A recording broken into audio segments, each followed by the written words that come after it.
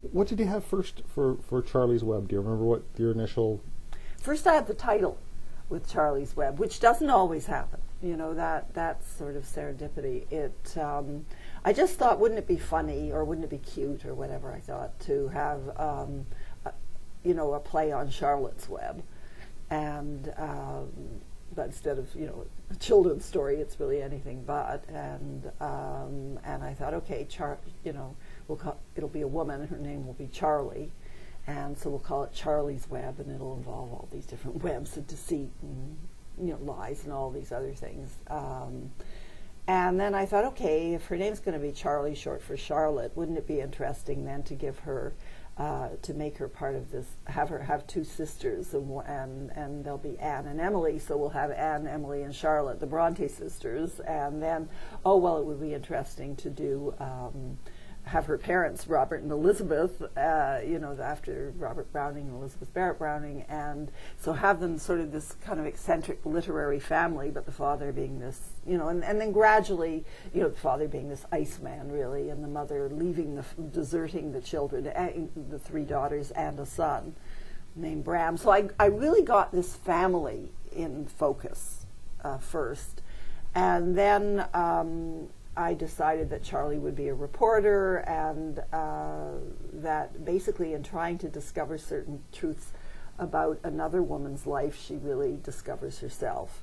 And I think the whole idea with the Jill Romer character, who is this young woman, 22-year-old woman sitting on death row for the sex slayings of 3 young children, in writing her life story, or in agreeing to write her life story, and then interviewing Jill extensively.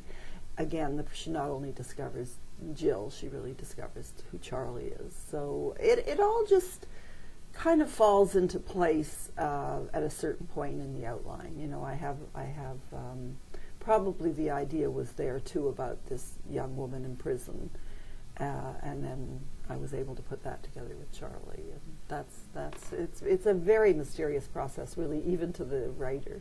It's a book about family, really, because at the core of it, because although there's a mystery and a threat and stuff going on, it's largely about Charlie trying to deal with her family, especially. I guess I get the closest one. I guess is her mother. Mm-hmm. It really is all about family. The book is much more, that's the heart and soul of the book, is really the family. The mystery or the thriller aspect is what I guess keeps you turning the pages. But really, my prime focus was this family, this very strange little and estranged family, where you have nobody really who communicates. The father hasn't spoken to Charlie in years, basically cut her off, and has no desire to change. The mother, who disappeared from Charlie's life when she was 8 and suddenly reappeared 2 years ago, so she's been absent for 20 years, and suddenly there she is again, wanting to be part of Charlie's life, and Charlie trying to forge this very difficult relationship with her mother, who is a very eccentric woman.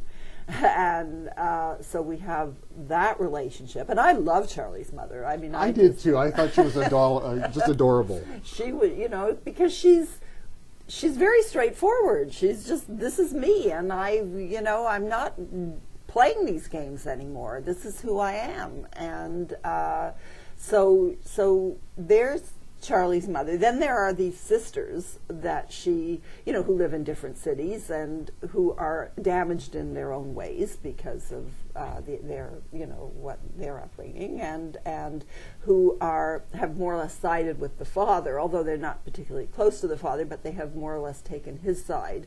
And so there's Charlie with trying to reestablish a relationship with her mother, and is alone in that respect. And then there's the younger brother, Bram, named after Bram Stoker, and he is really the lost soul of this family. He's this beautiful boy who's turned to drugs and alcohol when he was in his early teens, and has never really recovered, and the only relationship he has is with Charlie.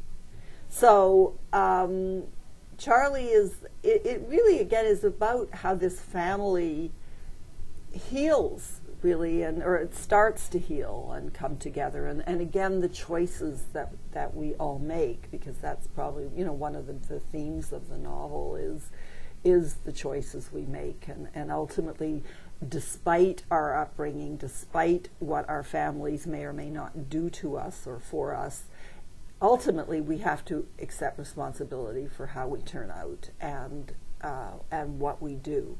So, it is our own choices at a certain point, as Charlie's mother says to Bram at one point, yes, I may have done this, and I may have screwed up here, and I might have, and I did this, and I'm guilty of all these things, but you know what? You're a grown-up now, and it's your problem. And that's really, I think, what it all boils down to. At some point, you have to say, okay, all this stuff happens. There's nothing I can do about what happened, but what I can do is make a choice about what happens now. And so that's, I think, what the book is about. I really enjoyed it. It's a lot of fun. Thank you. And my mother is desperate for me to get this to her as soon as possible because she's totally hooked on Joy Fielding books. This is good. I like to hear that. The book is Charlie's Web. I've been speaking with the author, Joy Fielding, and Charlie's Web, published by Doubleday Canada.